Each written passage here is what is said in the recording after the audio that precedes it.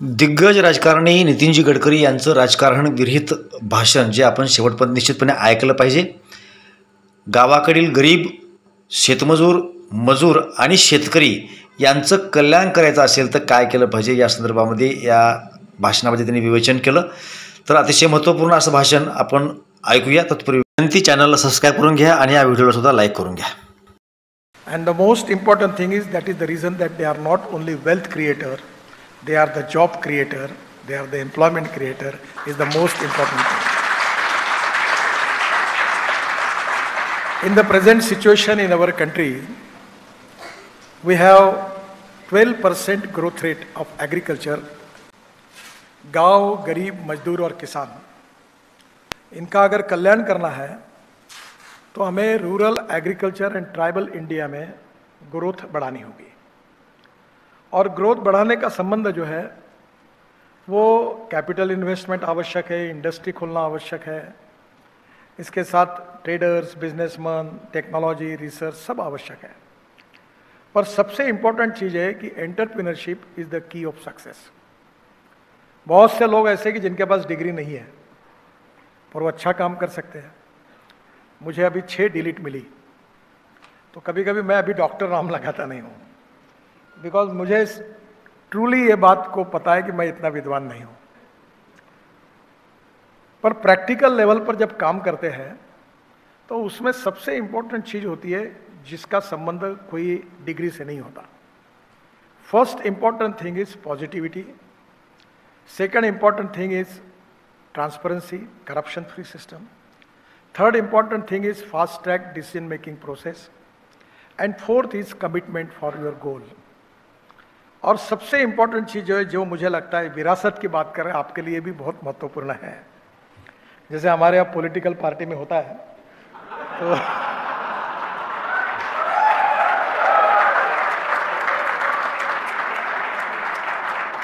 मैं 75 का प्रोडक्ट हूँ इमरजेंसी का, क्योंकि इमरजेंसी के साथ मैं प्रथम वर्ष में कॉलेज में था और इमरजेंसी के खिलाफ लड़ाई लड़ने के लिए मैंने कॉलेज छोड़ दिया उस दिन और फिर जयप्रकाश जी के नेतृत्व में आंदोलन में आया हूँ. तो कभी कभी 2 साल जनता पार्टी आई 77 में और चली गई. तो मजाक में हम कहते थे कि हमारे यहाँ ऐसा है कि 2 लोगों की 3 पार्टियाँ थी, एक इसकी एक उसकी और दोनों को मिलकर तीसरी. एक दिल के टुकड़े हुए हजार, कोई यहाँ गिरा कोई वहां गिरा. तो पहली बात एक है कि फैमिली बिजनेस की जनता पार्टी मत बनाओ. That is very important.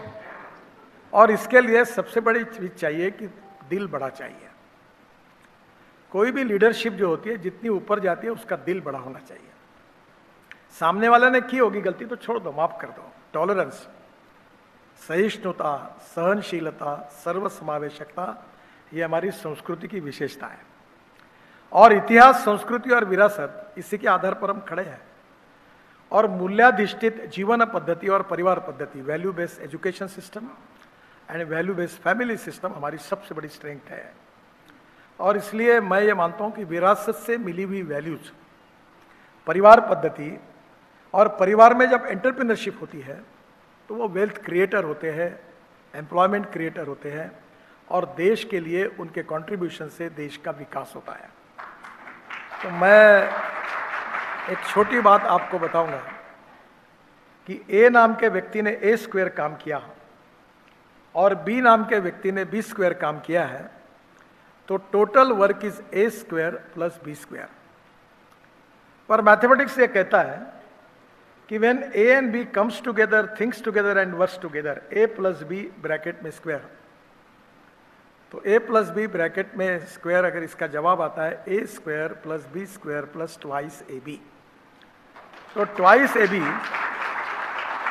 Is a result of collective team spirit. कुछ लोग इंडिविजुअली बहुत अच्छे होते हैं पर कभी टीम नहीं बना पाते. मुझे आज बहुत दिनों के बाद दीपक जी मिले हैं तो मैं MSRDC की याद कर रहा था. तो उसका एक बहुत अरसे सिन्हा थे, आपके अच्छे मित्र थे उस समय. इनके HDFC के एक डायरेक्टर भी हमने MSRDC में लिया था, सातोड़ेकर करके. अभी मैंने उनकी याद निकाली. तो मैं पीडब्ल्यूडी मिनिस्टर था और हमारे पास बजट था 1800 करोड़ का और काम करने वाले लोग थे 39,000। और जब हमने एमएसआरडीसी की मैंने स्थापना की नेपीएनसी रोड पर, तो वो एस्बेस्टस शीट का ऑफिस था। और जब मैं बॉन्ड इशू और इन्वेस्टमेंट की बात करता था तो वो लोग आके ऊपर देखते थे।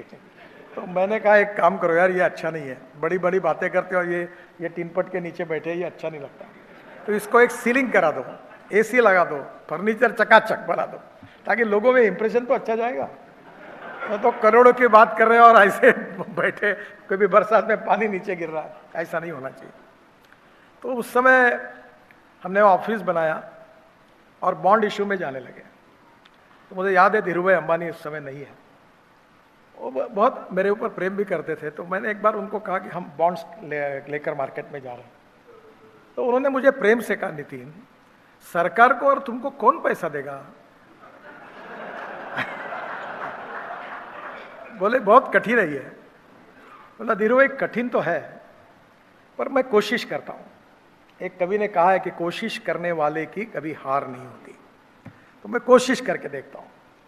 तो सिन्हा साहब और मैं, उस समय नया नया लैपटॉप आया था, वो सब लेकर Worli Bandra sea link project, Mumbai Pune express highway, 55 flyover, उसका cash flow, internal rate of return, वो लेके घूमते थे और बैंकों में जाते थे, लोगों में जाते थे। और हमने पहला बॉन्ड इश्यू निकाला। उस समय मैं 96-97 की बात कर रहा हूँ। तो 500 करोड़ के लिए निकाला था और 500 करोड़ के लिए जब हम क्लोज हुआ तो हमें 1180 करोड़ रुपए मिले, ओवर सब्सक्राइब। फिर दूसरी बार 600 करोड़ थे तो करीब 1200 करोड़ मिले, ओवर सब्सक्राइब हुआ। और यही याद मुझे आई कि परसों मैं रोड सेक्टर में काम करता हूँ, लाखों करोड़ की बातें करता हूँ। मैं कहता हूँ कि मैं बैंकों वालों के पास नहीं जाऊंगा, बैंक वाले हमारे पास आएंगे। सर आप क्या करिए, मेरा गलत नहीं। अभी 2 बैंकों के चेयरमैन मुझे फोन करके कहते थे मेरे 25,000 करोड़ लो लो, दूसरा बोल रहा था मेरे ले लो। अब पैसे का हमें कोई प्रॉब्लम नहीं। अब मैंने कहा कि अब वो पैसे जो है बड़े लोगों के पैसों से रोड नहीं बनाना। हमने इन्विट मॉडल लाया, जैसे बीओटी, पीपीपी, हाइब्रिड एन्युटी, अलग अलग प्रकार के मॉडल है। तो इनमें एक इन्विट मॉडल लाया और मैंने कहा इस हिंदुस्तान के रोड अगर बनेंगे तो गरीब लोगों के पैसे से बनेंगे। चपरासी, कांस्टेबल, पत्रकार, नौकरी करने वाले, पेंशनर, रिटायर्ड लोग। और हमने इन्विट में इस बार पहला इन्विट बॉम्बे स्टॉक एक्सचेंज में लॉन्च हुआ और 10 दिन के बाद मैंने तारीख दी थी, 10 दिन का पीरियड था। मैं अपने फैमिली के साथ गोवा में गया, बड़े मुश्किल से समय निकालकर हम सब लोग वहाँ गए थे। तो पहले दिन जैसे लॉन्च हुआ 7 घंटे में वो 7 टाइम्स ओवर सब्सक्राइब हो गया। तो मुझे चेयरमैन का फोन आया कि सर जल्दी आओ, वो 10 दिन को छोड़ दो, नहीं तो पैसा जमा हो जाएगा, फिर प्रॉब्लम आएगा वापस करने में, हम इतना नहीं ले सकते, ओवर सब्सक्राइब हुआ। तो मैंने बोला क्या करूं? बोले यहाँ कार्यक्रम स्टॉक एक्सचेंज का 10 दिन के बजाय 2 दिन में करेंगे, आप घंटी बजाओ और इसको खत्म करो। हिंदुस्तान में पैसे की कमी नहीं है, काम करने वालों की कमी है। और इसलिए मुझे लगता है कि ये काम, आप भी जो वेल्थ क्रिएटर है फैमिली बिजनेस में, सबसे इंपॉर्टेंट चीज़ याद रखना कि बिजनेस में, पॉलिटिक्स में, सोशल वर्क में हर समय एक चीज़ सबसे महत्वपूर्ण है, that is human relationship is the biggest strength of politics, business and everything. ये जो लो है ना, यूज एंड थ्रो, ये कभी मत करिए। और ह्यूमन रिलेशनशिप होगी तो आपकी टीम अच्छी बनेगी, और टीम अच्छी बनेगी तो आपको ये ढूंढना पड़ेगा। अभी मैं क्वालिटी कंट्रोल के बारे में बहुत आग्रही हूँ। तो हमारे यहाँ एक अधिकारी है, मेंबर है, वो बड़ा स्ट्रिक्ट है, इंटीग्रिटी से स्ट्रांग है, पर हर काम उसके पास जाता है तो निगेटिव होके पूरा खत्म ही कर देता है। यानी उसके पास उसका पूरा ज्ञान, वो कोई काम कैसे ना हो इसके लिए ज्ञान लगा देता है। आदमी अच्छा है, होशियार है। तो मैंने कहा ये इसकी क्वालिटी का उपयोग सही होना चाहिए, इसको क्वालिटी कंट्रोल का इंचार्ज बना दो। हर कॉन्ट्रैक्टर को नींद नहीं आएगी, मैनेज नहीं होगा, पैसा नहीं खाएगा और सबको तकलीफ देगा। ये तकलीफ देने के ही लायक है, इनके छाती पे कूदे बिना काम नहीं होगा। The most important principle of the management, हर व्यक्ति को काम और हर काम के लिए उचित व्यक्ति। अभी मैं पॉलिटिक्स में हूँ, तो मेंबर ऑफ पार्लियामेंट हूँ, पार्लियामेंट में चुन के आता हूँ। ये अच्छी बात है कि जो विद्वान लोग होते हैं, अच्छे लोग होते हैं, यूनिवर्सिटी के प्रोफेसर होते हैं, डॉक्टर होते हैं, इनका समर्थन बहुत आवश्यक होता है। पर इनका जिसको समर्थन होता है वो चुनाव नहीं जीतता। चुनाव जीतता कौन है? जिसको रिक्शे वाले, फुटपाथ पर रहने वाले, झोपड़पट्टी के मवाली, जो एक साथ होकर जब साथ देते हैं तो चुनाव की मार्जिन बढ़ती है। मैं 3.5 लाख वोटों से चुनाव जीता हूं, पर मेरे को रेड लाइट एरिया में 90% वोट मिले, क्योंकि वहां भी मैंने काम किया। अलग अर्थ मत निकालना।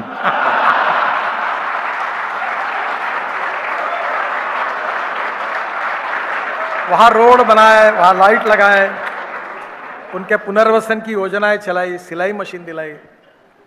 तो पॉलिटिक्स में क्या होता है, एक ने एक्सप्लेन किया था कि what is the meaning of politics. उसने कहा था vote from the poor and money from the rich. पर यह सही बात नहीं है। हमें सबका वोट भी चाहिए, तो इसके लिए we need to develop our personality where we have good human relationship. Atal Bihari Vajpayee के साथ मैं जब टूर करता था, मैं यंग था, तो एक बार मैं हेलीकॉप्टर से निकला, मुंबई से निकला, और मैं 4 दिन उनके साथ था। उनका असिस्टेंट के रूप में पार्टी का जनरल सेक्रेटरी था महाराष्ट्र में, तो हम अलग अलग जगह सभा होती थी। तो अटल जी ने मुझे एक बार बोलते हुए कहा, देखो नितिन, एक याद रखो जीवन में, तुम्हारे घर में कितने भी लोग आए तो भी 1-1 मिनट क्यों ना हो, उनको मिले बिना कभी निकल नहीं जाना। थोड़ा सा हमारे यहाँ प्रॉब्लम होता है, अभी मैं Z+ में हूँ, मेरे पास 50-60 तो पुलिस वाले रहते हैं, वो कोई आने नहीं देता। नज़दीक आए तो लोगों को धक्के मार देते हैं, उसमें ऐसा मत करो। उनका भी काम है, क्योंकि कभी कभी काफ़ी आजकल धोखे भी होते हैं। पर कहीं ना कहीं ये लोग जो है प्रेम करने वाले, ये बहुत इंपॉर्टेंट है। मैं अक्सर याद रखता हूँ कि जब तुम गाड़ी में घूमते हो तो रोड के बाजू में स्कूटर वाले, साइकिल वाले, रोड के फुटपाथ के लोग हंसते हुए अगर तुमको सलाम करते हैं। अभी मैं आ रहा था तो मैं, मेरे बाजू में एक मित्र बैठा था, उसको कह रहा था कि जो लोग रुक रुक के, एक ने मेरा फोटो निकाला, एक ने हाथ दिखाया। मैंने बोला ये जब तक खुश है तब तक हम हैं, जब तक ये नाराज हो गए तो ये सिक्योरिटी भी गई, गाड़ी भी गई, सब कुछ गया। वो तो क्या है, मंत्री है तब तक सलामी है, मंत्री पद गया रह गया कि ये तुरंत निकल जाते सब, ये किसी के नहीं। पर जो कार्यकर्ता है, जो व्यक्ति है, जो मित्र है, जो सुख दुख में हमारे साथ काम करता है, वो लाइफ लॉन्ग हमारा मित्र होता है। तो सबसे पहली बात रखिए कि ह्यूमन रिलेशनशिप को अच्छा रखिए। बिजनेस में भी बहुत लोग सोचते हैं हमारे देश की समस्या विचार भिन्नता नहीं है, विचार शून्यता है। Neither rightist nor leftist, we are non opportunist. तो ये सब जो पद होता है, सत्ता होती है, उसके पीछे दौड़ते हैं, ये मत करिए। Shortcut cut you short. अगर आपको लॉन्ग कट भी पड़ता होगा तो भी ह्यूमन रिलेशनशिप को टिकाना, संबंधों को बनाना, और अपने साथ काम करने वाले कर्मचारियों को अपने परिवार के कर्मचारी लोग हैं ऐसा समझ के बिहेवियर करना, ये बहुत इंपॉर्टेंट है। मैं बीच में एक किताब पढ़ रहा था, बहुत अच्छा लगा मुझे, स्टारबक्स का।